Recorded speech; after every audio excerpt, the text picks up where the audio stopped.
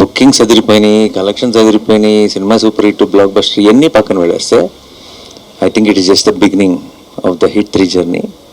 I think coming days we will each hour passing I think we are celebrating this film a little more, and ఇది ఎక్కడికి వెళ్ళి land అవుతుంది ఏమవుతుంది అన్నది I think మా టీంకి కూడా ప్రస్తుతానికి అంచనాకి కొంచెం కష్టంగానే ఉంది.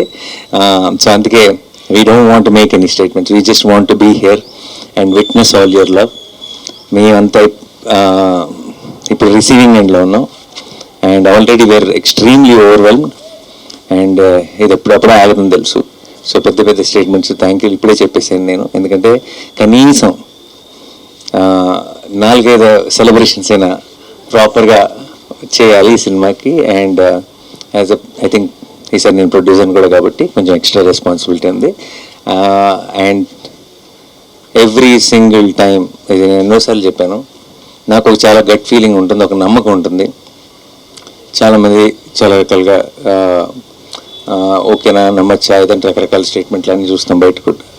బట్ ప్రతిసారి నేను నమ్మిన ప్రతిసారి, నేను మీరు ఒకటే అని నమ్మిన ప్రతిసారి మీరు నేను కరెక్ట్ అని ప్రూవ్ చేసినందుకు మీ అందరికీ పేరు పేరున థ్యాంక్ యూ సో మచ్.